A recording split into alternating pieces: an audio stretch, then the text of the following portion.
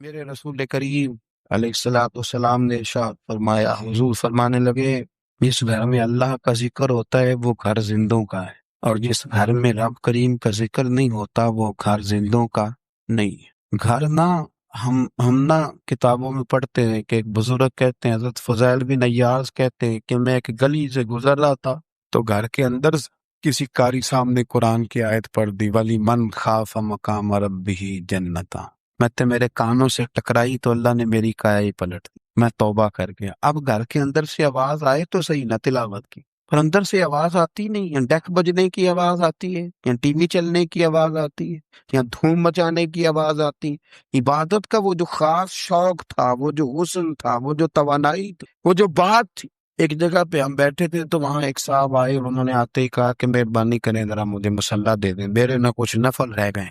تو میں نے وضو کر لیا تو کوئی مصلی مل جائے، مصلی انہیں دے دیا گیا، وہ مصلی لے کے چلے گئے۔ تو پیچھے ایک صاحب نے تبصرہ کیا، کہنے نے کتنا ریاکار بندہ ہے، لوگوں کو دکھا رہا ہے کہ میں نفل پڑھتا ہوں، ہے کو بات کرنے والی۔ میں نے اسے کہا، میں نے کہا تو مہربانی کرنا، اس طرح کی ریاکاری تو بھی کر، پکڑ مصلی اور جا تو بھی تھوڑی ریاکاری کر کے آ، اٹھ ذرا۔ شکر کر کو یہ ریاکار بھی ملا ہے، کوئی نفل پڑھ کے ریاکاری کر رہا ہے۔ اللہ کا میں کہتا ہوں کو پڑھے تو صحیح نہیں یار، یہ کوئی دور ہے نفل پڑھنے کا؟ اس میں تو لوگوں کا مزاج ہی نہیں، طبیعت ہی نہیں۔ میں نے کہا چل مہربانی کر، یہ لے مصلی، تو بھی جا تھوڑی سی، یا کرے ریاکاری کرو تو صحیح نا، مزاج ہی نہیں، ذوق۔ جمعے کی نماز پڑھ کے یوں دنیا بھاگتی ہے، او ہو پتہ نہیں کون سی پیچھے آگ تھی جو بجھائی جائے گی۔ اور آج تک لوگ مسئلہ پوچھ رہے ہیں کہ جمعے کی بعد والی سنتیں کتنی ہوتی ہیں۔ میں نے کہا کتنے سال ہو گئے جمعہ پڑھتے، کتنے سال ہو گئے، ابھی تک سنتوں کا نہیں پتا، ابھی تک نہیں علم کے پہلے کتنی رکھتے ہیں اور بعد میں کتنی رکھتے ہیں۔ فجر کی سنتیں کب پڑھنی چاہیے، سنا فجر کی سنتوں کے بارے میں۔ میرے رسول کریم سید عالم صلی اللہ تعالی علیہ وسلم سے ایک صحابی نے پوچھا تھا، حضور میری فجر کی سنتیں رہ گئیں یا رہ جاتی ہیں تو حکم کیا ہے؟ کیا انداز ہے حضور کا، بخاری مسلم کے لفظ سنو۔ حضور سید عالم صلی اللہ علیہ وسلم فرمانے لگے، اس نے کیا پوچھا تھا، حضور جواب کیا دیتے؟ فرمایا فجر کی سنتیں کبھی نہ چھوڑنا، فجر کی پہلی 2 سنتیں کبھی نہ چھوڑنا۔ یا رسول اللہ صلی اللہ تعالی علیہ وسلم میری رہ گئی ہیں، رہ جاتی ہیں۔ فرمایا فجر کی 2 سنتیں نہ چھوڑنا، فرمایا فجر کی پہلی 2 سنتیں مجھے دنیا اور دنیا کے اندر جو کچھ ہے وہ سب سے زیادہ پیاری ہے۔ فجر کی 2 سنتیں دنیا میں جو کچھ ہے مجھے وہ سب سے زیادہ پیاری ہے، اس لیے فجر کی سنتیں نہ چھوڑنا۔ اپنا ذوق، اپنی طبیعت، ہم نے نا ذوق غلط بنا لیا۔ اگر 20 بندے کہہ بھی دیں گے تو نے بڑی شاندار تلاوت کیا تو کیا اس سے بنے گا؟ 100 بندہ کہہ بھی دے تیری کیا بات ہے، کیا بات ہے نعت خاں کی، کیا بات ہے علامہ صاحب کی، پیر صاحب کی، پیر مہر علی شاہ صاحب رحمت اللہ علیہ۔ آپ تشریف فرما تھے تو آپ کے ایک ہی بیٹے بابو جی جن کو کہا جاتا ہے، جس دن صاحبزادے پیدا ہوئے تو خادم نہ وہاں سے نکلا۔ ان لوگوں کے شوق اور طرح کے تھے نا، تو ان کی توجہ بھی اپنے شوق کی طرف رہتی، تو خادم نکلا اندر سے، پیر صاحب مبارک ہو، پیر صاحب مبارک ہو، پیر صاحب مبارک ہو، پیر صاحب مبارک، وہ شعر کر رہے ہیں۔ تو پیر صاحب کو وجد ہو گیا، اللہ اکبر اللہ اکبر اللہ، وہ کیا ہوا، کس بات کی مبارک دے رہے ہو؟ عرض کی حضور اللہ نے بیٹا دی ہے۔ تو آپ فرمانے لگے اچھا حضور آپ کیا ہوا، آپ تو پریشان ہو گئے۔ فرمانے لگے جب تو نے 3 دفعہ کہا ہے نا مہر علی کو مبارک ہو، تو میں سمجھا تھا شاید تجھے کسی نے بتا دیا ہے کہ مہر علی سے اللہ راضی ہو۔ میں سمجھا تھا کہ شاید تو یہ خبر لے کے آیا ہے کہ کسی نے بتایا ہے کہ مجھے آج خبر ملی ہے کہ مہر علی سے رب اچھا پتر ہوا ہے، الحمدللہ اللہ کا شکر ہے۔ پر میرے لیے مبارک کا دن وہ ہوگا جب میرا رب کہے گا کہ میں مہر علی سے راضی ہوں، میرے محبوب کہیں گے کہ میں مہر علی سے۔ آپ بات کو سمجھے، شوق ہی کسی اور طرف تھا، دل ہی کہیں اور لگا ہوا تھا، طبیعت ہی کہیں اور مائل تھی۔ کوئی وظیفہ پوچھتے تھے تو پڑھتے تھے وہ لوگ، کچھ اللہ اللہ انہیں بتائی جاتی تھی تو کرنے کا ذوق رکھتے تھے، طبیعت تھی، قائل تھے۔ حضرت ربیع کہتے ہیں میں بڑی دور سے سفر کر کے گیا حضرت اویس کرنی سے ملنے، بڑی دور سے، اور جب میں پہنچا تو فجر کا وقت تھا، تو حضرت اویس کرنی کو میں نے پا لیا، تو وہ نماز پڑھ کے نا قرآن شریف لے کے بیٹھ گئے۔ فرماتے اشراق چاشت کا وقت ہوا تو نفلوں کی نیت باندھ لی۔ محدث ابن الجوزی نے لکھا ہے، فرماتے ہیں پھر جب زوال کا وقت ہوا تو مسجد میں جھاڑو دینے لگ گیا۔ ظہر کی نماز پڑھ کے تو عصر کی تیاری تک وہ مسجد میں بیٹھے رہے، اور میرے نبی پاک علیہ السلام نے فرمایا جو نماز کے انتظار میں بیٹھا ہو وہ نماز ہی میں ہے، وہ نماز ہی میں ہے۔ فرمایا میری دنیا، میری امت کی جو رہبانیت ہے نا وہ اتنی ہے کہ نماز کا انتظار کرے، اذان کے بعد نماز کا یہ راہب ہے، یہ اس وقت چھوڑ کے بیٹھے ہیں سارا کچھ۔ فرماتے ہیں عصر تک انہوں نے اللہ اللہ کی، پھر مغرب تک کی، عشاء کی نماز ہوئی تو وہ نماز پڑھی تو وہ تھک گئے، اب مجھے وہ فارغ ہوا مصلی چھوڑے تو میں ملاقات کروں نا۔ یہ آپ حیران نہ ہو کہ اتنی دیر بندہ کیسے اللہ اللہ کر، ہم نے کی نہیں نا اس لیے ہم پریشان ہیں۔ جو عادی ہوتے ہیں وہ کر بھی لیتے ہیں، وہ یہ کام، میری بات کی سمجھ آ رہی ہے؟ جب تک آپ سویرے نہیں اٹھتے، آپ اللہ اللہ نہیں کرتے، آپ کو نوافل کا چسکا نہیں، عبادت کا مزہ نہیں، فرمایا میری عبادت کرو، یہ شوق پیدا کرو، میں نے تمہیں پیدا کیا ہے۔ ہم لوگوں کے نشے مختلف نشے ہیں، بڑا عجیب رنگ ہے، محفل کی صدارت کرنے والے بڑے پیر صاحب، بڑے القابات، تو خو بیچ میں سے بندہ تلاش کرنے سے بھی نہیں ملتا، اتنے بڑے لقب ہے اس کے، لیکن وہ سارے سنبھل کے 2.5 گھنٹے بیٹھا رہا محفل میں، اور نماز کا وقت آیا تو اس نے مختصر سی پڑھی اور نکل گیا، ہلکے سے سجدے کیے۔ او اتنا بڑا عشق رسول نعت کا، او ہو کیا بات ہے، اور عشق رسول کا بہت بڑا پیغامبر، بہت بڑا مبلغ، اور بیچارہ سمجھ ہی نہیں سکا کہ اللہ کے رسول نے فرمایا تو نماز پڑھ میری آنکھیں ٹھنڈی ہو جائیں گی۔ تو یہ نشے کے عادی تو ہیں پر حقیقت کے قائل نہیں۔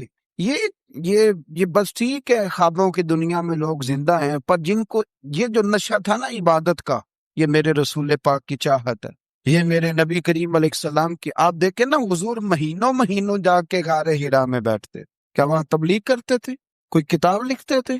رسول کریم علیہ السلام مہینہ رہتے غار ہرا میں، کوئی نہ مجھے دیکھے، کوئی نہ مجھے ملے، حضور یہاں کیا ہے؟ فرمایا میں اپنے رب کی عبادت کروں گا۔ نبی کریم علیہ السلام نے سجدوں کے ساتھ پتھروں اور پہاڑوں کو آباد کر دیا، سجدوں کے ساتھ۔ آپ کا سجدہ آپ کو بہت ساری چیزوں سے چھڑا لیتا ہے، یہ بہت ساری جگہوں سے جھکنے سے بچا لیتا ہے۔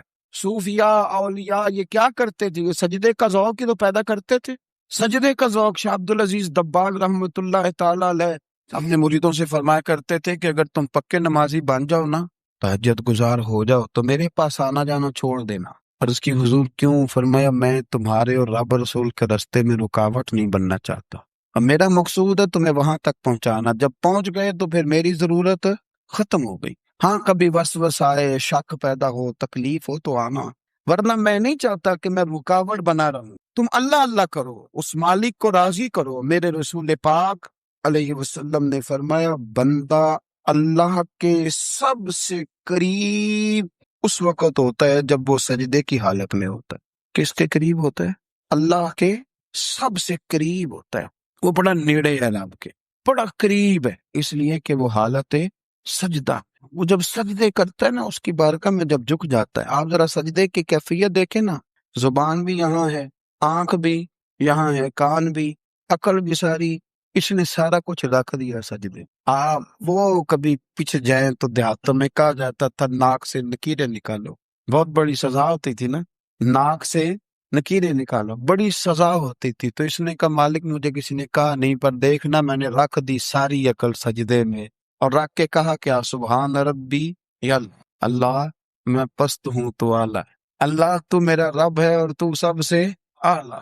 اتنا، اور فرمایا جب یہ اس کیفیت میں ہوتا ہے تو پھر یہ اپنے رب کے قریب ہوتا ہے۔ کثرت عبادت، نوافل، ہمارے ہاں عمرے کی قرآن اندازی محفلوں پہ ہونے لگ گئی ہے، حالانکہ حدیث سے ثابت نہیں۔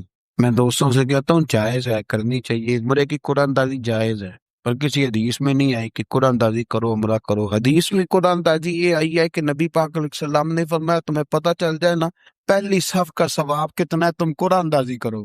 عمرے کی قرآن اندازی کا تو پوسٹر چھپتا ہے، تو یہ والی قرآن اندازی کب ہونی چاہیے کہ نہیں؟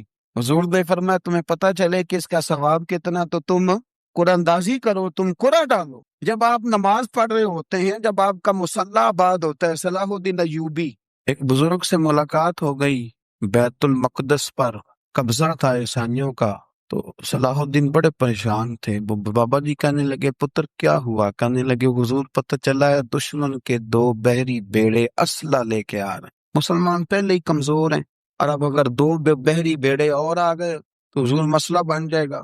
تو میں پریشان ہوں کہ کس طرح یہ کم مسئلے والی ہماری فوج ہے، کیسے مقابلہ کرے گی؟ تو بابا جی کہنے لگے پتر اس طرح کرنا آج رات تو بھی دعا کرنا اور میں بھی کروں گا، تو بھی دعا کرنا، آپ ناراض نہ ہونا، ہم تو پیروں والے، ہم تو پیروں کے نوکر غلام ہیں، ہمارا تو گزارا ہی نہیں، ہمیں تو ملتا ہے سارا کچھ وہاں سے۔ پر میرا سوال یہ ہے کہ تعویذ لینے جاتے ہو نفل کیوں نہیں پڑھتے؟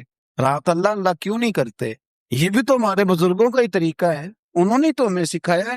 صلاح الدین ایوبی سے بزرگوں نے کہا کہ رات آج نا اللہ اللہ کرنا تو میں تیرے لیے دعا کروں گا، تو بھی دعا کرنا۔ تو بندہ جب دکھی ہوتا ہے تو سجدہ کرتا ہے تو پھر ہی تو مسلح بھیگ جاتا ہے، پھر ہی تو مزہ آتا ہے۔ سکھی بندہ تو کعبے جا کے نہیں روتا، دکھی تھے، تکلیف تھی تو سر رکھا سجدے میں تو تڑپ گئے۔ اور وہ بابا جی کہتے ہیں میں مسجد آیا تو صلاح الدین چیخے مار کے رو رہا تھا اور کہہ رہا تھا مالک میں کوئی اپنی شان کے لیے تو نہیں نہ لڑ رہا، اللہ کو میں کوئی قبضوں کے لیے تو نہیں لڑ رہا، مالک تیرے لیے لڑ رہا ہوں، مجھے بے آبرو نہ کرنا، میری مدد فرمانا۔ کہتے ہیں میں آیا تھا کہ مسجد میں دعا کروں گا، پر صلاح الدین ایوبی کو روتے دیکھا تو میں لوٹ گیا۔ تو سویرے صلاح الدین ملے تو بڑے خوش تھے۔ میں نے کہا پتر کیا ہوا؟ کہنے لگے حضور وہ بحری بیڑے دو آ رہے تھے نا اسلحہ لے کے، دونوں ڈوب گئے پانی میں ڈوب گئے۔ تو بابا جی کہنے لگے صلاح الدین وہ پانی میں نہیں ڈوبے، وہ تیرے آنسوؤں میں ڈوب گئے، وہ غرق ہو گئے، وہ جو تو نے مسلح بات کیا تو وہ تیرے آنسوؤں میں ڈوب گئے، وہ غرق ہو گئے، وہ تباہ، اتنے قیمتی تھے تیرے آنسو کے بہا لے گئے دشمن کے بحری بیڑوں کو۔ میرے بھائی ٹھیک ہو گیا جی، میرے عزیز سمجھنے اس بات کو ہمیشہ کے لیے اور اس پر غور کرنے اچھے طریقے سے کہ میرے رسول کریم سید عالم صلی اللہ علیہ وسلم نے نا ہماری توجہ دلائی، حضور نے ہمیں بتلایا، ہمارا ذوق بڑھایا عبادت کی طرف۔ ایک صحابی تھے حضرت ابو فاطمہ رضی اللہ تعالیٰ عنہ، یہ ترمذی شریف کی حدیث ہے۔ نبی پاک علیہ السلام نے فرمایا ابو فاطمہ قیامت کے دن مجھ سے جلدی ملنا چاہتے ہو کہ دیر کے ساتھ؟ تو کہنے لگے حضور کون ہوگا جو دیر سے ملنا چاہے، ہم نے تو جان دے دی وعدہ دیدار پر۔ اعلیٰ حضرت فرماتے ہیں جان دے دی وعدہ اور نقد اپنا دام ہو ہی جائے گا۔ مجھے لگتا ہے کہ یہ سودا نقد و نقد ہو جانا ہے، کیونکہ ہم نے جان دے دی وعدہ دیدار پر۔ آپ نے وعدہ کیا تھا کہ مریں گے تو پھر زیارت ہوگی، تو مر گئے ہم زیارت کی خاطر۔ جان دے دی وعدہ دیدار پر تو نقد اپنا دام ہو ہی جائے گا۔ اے رضا ہر کام کا ایک وقت ہے، دل کو بھی آرام ہو ہی جائے گا۔ تو حضرت ابو فاطمہ رضی اللہ تعالیٰ عنہ سے نبی پاک صلی اللہ علیہ وسلم نے فرمایا جلدی ملنا چاہتے ہو کہ دیر سے؟ عرض کی حضور فٹافٹ ملنا ہے، میں نے قیامت کے دن آپ سے جلدی ملنا ہے۔ تو نبی پاک علیہ السلام نے فرمایا پھر اس طرح کرنا، دنیا میں رہ کے سجدے زیادہ کرنا، پھر سجدے زیادہ کرنا، قیامت میں ملاقات جلدی ہو جائے، قرب ملے گا تمہیں۔ اپنے بچوں کے اندر دیکھیں نا، ہم شوق پیدا کرتے ہیں، ہمیں صحیح لفظ نہیں بولنے آتے پر ہم بچوں میں شوق پیدا کرتے ہیں کہ پتر ڈاکٹر بن جائے گا تو بڑا نفع کرے گا، تو لوگوں کی خدمت کرے گا، ملک و ملت کی خدمت کرے گا، تیرے ابا کا نام روشن ہوگا، تیرے دادا کی تعریفیں ہوں گی۔ ہم یہ ذوق پیدا کرتے ہیں، ہم اپنے نوجوانوں کے اندر یہ فکر پیدا کرتے ہیں، انہیں ہم سمجھاتے ہیں کہ میاں جب تم پڑھو گے، محنت کرو گے تو فلاں آدمی کی طرح تمہارا نام ہوگا۔ یہ جتنا ذوق ہم بچوں کے اندر ان چیزوں کا پیدا کرتے، ہمیں حکم ہے کسی طرح ہم ذوق پیدا کریں کہ پتر نماز پڑھے گا تو اللہ راضی ہو جائے، تو سجدہ کرے گا۔ دیکھیں نا میرے رسول کریم علیہ السلام نے فرمایا 7 سال کے بچے کو مسجد لے کے جاؤ، یعنی اسے شوق دلاؤ، اس کے اندر یہ خاصیت پیدا کرو کہ اس کا دل کرے مسجد میں جانے، اس کے اندر یہ خصوصیات لاؤ کہ وہ ہمارے یہاں نا ہر چیز کو پرموٹ کیا جا رہا ہے، ہر چیز یعنی سر سنگیت سکھانے کے لیے اکیڈمیاں بن گئی، ہر شے پرموٹ ہو رہی ہے، عبادت کا جذبہ کم ہوتا جاتا، اللہ اللہ کا ذوق ہمارے اندر نہیں رہا، اور اتنا مشکل ہم نے اپنے لیے بنا لیا ہے کہ وہ بندہ جو بڑی زبردست مذہبی گفتگو کر رہا اور تگڑی بات کر رہا تھا، کیا بات ہے، لیکن نماز کے بارے میں کمزوری دکھا جاتا ہے، نوافل کے بارے میں وہ چپکے سے نکل جاتا ہے۔ امام احمد بن حنبل رحمۃ اللہ تعالی علیہ، مسند امام احمد بن حنبل 14 جلدوں میں ہے مارکیٹ میں، اور مجھے تو خیر پسند ہی بڑی ہے، میں نے کئی دفعہ پڑھی ہے، اور کیا بات ہے امام احمد بن حنبل، کیسے تگڑے قسم کے محدث تھے، اور اللہ نے کتنا انہیں اعزاز عطا فرمایا ہوا تھا۔ یہ کوڑے بھی کھاتے تھے دین کی خاطر، سارا کڑتا لہو سے بھر بھی جایا کرتا، بڑا اعزاز والا شخص تھے، بڑے اعزاز والے، حدیثیں جمع کرنا، حدیثیں لکھنا، حدیث پڑھانا، سارا دن رہتے تھے۔ کہہ سکتے تھے کہ میں کر تو رہا ہوں کام، اور حدیث بھی موجود ہے کہ عالم عابد سے افضل ہوتا ہے، پر اس کے باوجود امام احمد بن حنبل رحمۃ اللہ علیہ 300 نفل فرض نمازوں کے علاوہ پڑھا کرتے، 300 نوافل روز پڑھا کرتے تھے۔ ان کے بیٹے نے کہا ابا جی مکان خریدنا ہے تو وہ جگہ کہاں کر کے لوں، بہت ساری آبادیاں، تو فرمایا پتر وہاں لینا جہاں مسجد قریب ہو۔ میرے رسول کریم سید عالم صلی اللہ علیہ وسلم اتنا پسند کرتے مسجد کو، اتنا پسند کرتے نماز کو، کہ رسول کریم صلی اللہ علیہ وسلم تہجد کی نماز بھی پڑھتے، پھر حضور فجر کی نماز بھی پڑھتے، نبی پاک وتر کو الگ کر کے پڑھتے، عشاء کے ساتھ نہیں پڑھتے۔ یہ تو ہم اس لیے اجازت دی ہمارے بزرگوں نے کہ بعد میں اٹھے گا کون علیحدہ وتر پڑھنے کے لیے، عشاء کے ساتھ پڑھ لیں۔ وتر پڑھتے، تہجد پڑھتے، فجر پڑھتے، اشراق پڑھتے، چاشت پڑھتے، پھر مغرب کی نماز کے بعد 6 رکعت توابین پڑھتے، پھر رات کو صلاۃ اللیل پڑھتے۔ سیدہ عائشہ صدیقہ کہتی ہیں زمانہ سو جاتا اور میرے رسول مصلی بچھا کے کھڑے ہو جاتے۔ او یار کھیتی باڑی کر کے نہیں، محنت مزدوری کر کے نہیں، جناب عائشہ کہتی ہیں میں یہ بھی دیکھتی کہ حضور ایک آیت شروع کرتے تو ساری رات اسی کو پڑھتے، اور میری نظر جاتی تو قدم مبارک پہ ورم آ جاتا۔ یار نماز پڑھ پڑھ کے اتنی مشقت کر کے اتنی جد و جہد کر ورم آ گیا، یا رسول اللہ اتنی محنت کیوں کرتے ہو؟ فرمایا فلا اکون عبدا شکورا، کیا میں اپنے رب کا شکر گزار بندہ نہ بنوں؟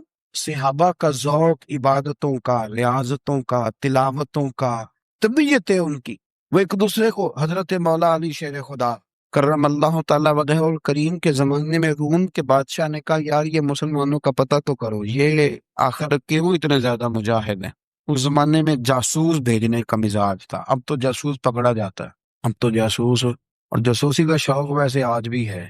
عرض کروں تھوڑی سی بات ہی سنوان، پتہ ہے کیا ہمارا مسئلہ ہے؟ ہم جہاں جاتے ہیں نا وہاں تھوڑی خوشبو سونگنے کی کوشش کرتے ہیں، وہ کیا ہے تو یہ کیا ہے تو ادھر کیا ہے تو تھوڑا سا ادھر کیا ہے۔ میرے رسول پاک پڑھیے درود شریف، سارے پڑھیے ذرا زور سے صلی اللہ تعالی۔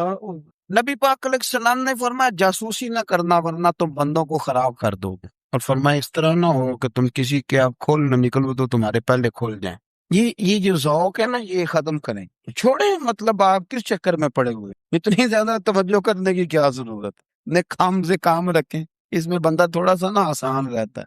یہ جو بہت زیادہ ٹٹولنے والے لوگ ہوتے ہیں نا وہ بےچارے پھر عمر ٹٹولتے ہی گزار دیتے، اس لیے کہ مزاج ہی بہت پکا ہے، بوری کا منہ کھول کے اندر تک ہاتھ ڈالنا، تو پھر کئی دفعہ سامنے سے بچھو بھی لڑ جاتا ہے، خرابی ہوتی۔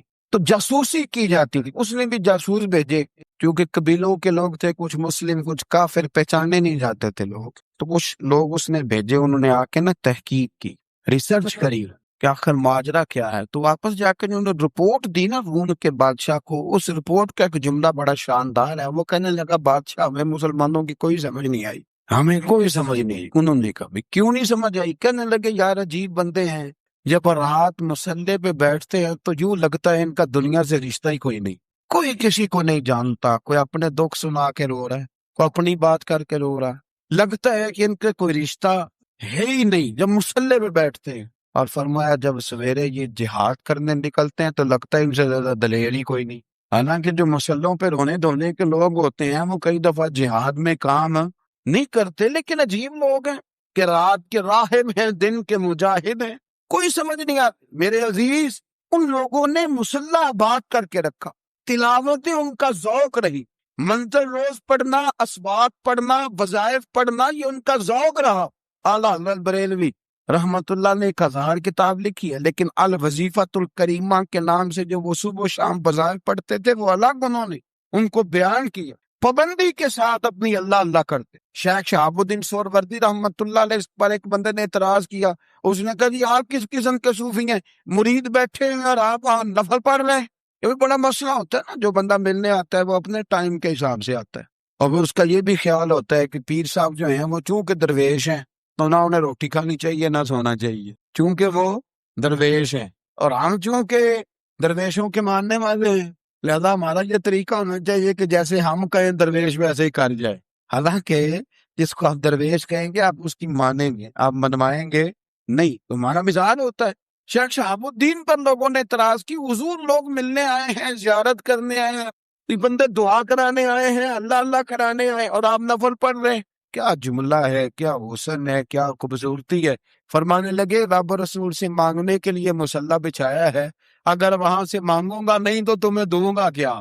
پہلے مجھے کچھ لے تو لینے دو، اگر میرے پلے کچھ ہے ہوگی تو آگے دوں گا نا۔ تو میں مانگنے گیا تھا کہ یا اللہ دے، تیرے بندے لینے آئے، دے تو میں کچھ لوں گا تو آگے دوں گا نا۔ لیکن ہمارا یہ سٹیٹس، یہ مزاج، یہ شعور نہیں ہے۔ گپیں، کہانیاں، داستانیں، گفتگو، خطابت، واز، کیا بات، لیکن اگر کچھ کرنے کا کام ہو تو وہ نہیں ہم سے ہوتا۔ میرے نبی کریم علیہ الصلوۃ والسلام نے مصلی سے دل لگانے کا درس دیا، حضور نے توجہ دلائی۔ صحابہ اس ذوق کے حامل لوگ تھے، وہ کوشش کرتے تھے۔ جناب صدیق اکبر رضی اللہ تعالیٰ عنہ کا عبادت کا مزاج ہمیشہ قائم رہا۔ حضرت عمر فاروق ساری ساری رات اللہ کے حضور کھڑے رہے۔ حضرت عثمان غنی رضی اللہ تعالیٰ عنہ عشاء کی نماز پڑھ کے 2 رکعتوں کی نیت باندھتے تھے، 15 سپارے پہلی رکعت میں پڑھ دیتے اور 15 سپارے قرآن مجید کے دوسری رکعت میں پڑھ دیتے۔ آپ نے نا حضرت عمر فاروق کے وصال کے بعد ان کی ایک بیوہ سے نکاح کیا، حضرت عثمان غنی نے نکاح کیا۔ وہ خاتون آپ کے نکاح میں آئی تو عرض کرنے لگی، امیر المومنین، میرے لیے اعزاز تو بہت ہے کہ میں امیر المومنین کی بیوہ تھی تو امیر المومنین کی منکوحہ ہو گئی، لیکن حضور نہ تو میں جوان ہوں کہ میرے اندر رغبت ہوتی اور نہ میں ابھی اس قابل ہوں کہ کوئی خدمت کر سکوں، میرے ساتھ نکاح کی وجہ کیا بنی؟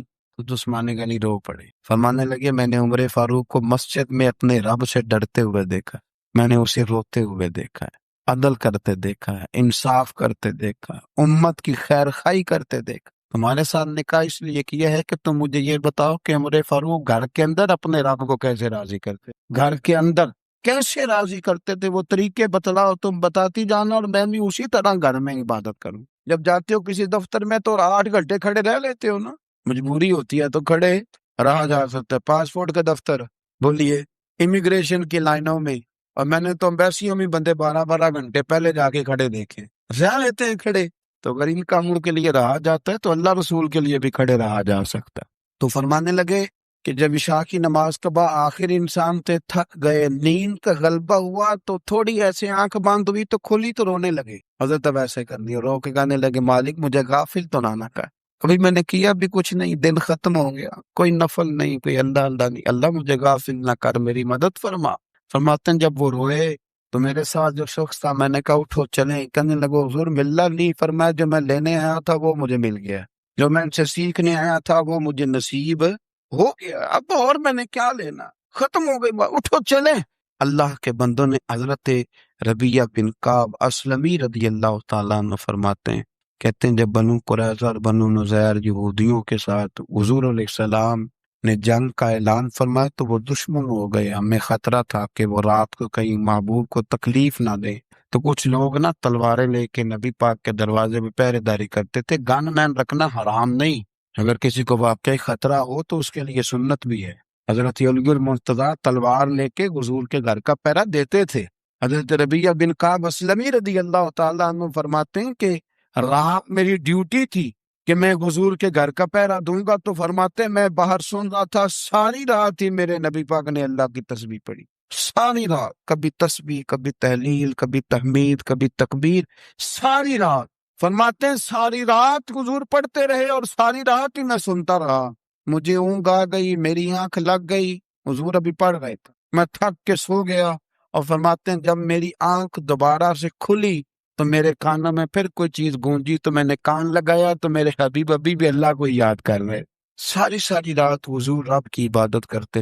اسی لیے تو کہا یا ایھا المزمل قم اللیل الا قلیلا، حبیب ساری رات تو نہ جاگا، تھوڑا آرام بھی کر لیا کر۔ میرے بھائی اپنا مصلی، اپنی عبادات، اپنے وظائف، اللہ اللہ جو آپ نے کسی سے سیکھی ہے اس کو کبھی کمزور نہ ہونے دیں۔ شجرہ شریف جو کسی بزرگ سے آپ لے لیتے ہیں تو کیا رسم ہے کوئی؟ اس پہ کچھ لکھا ہوتا ہے، وہ پڑھنے کے لیے دیا جاتا ہے، اس پہ لکھا ہوتا ہے کہ یہ اللہ اللہ آپ نے کرنی ہے۔ ساری زندگی کسی اسکول میں داخل ہو گئے اور وہاں جا کے آپ نصاب ہی نہ پڑھیں، کتاب ہی نہ کھولیں تو پاس ہو جائیں گے؟ وہ کہتے ہیں میں 20 سال جاتا رہا ملا کچھ نہیں، تو آپ نے لیا کیا ہے؟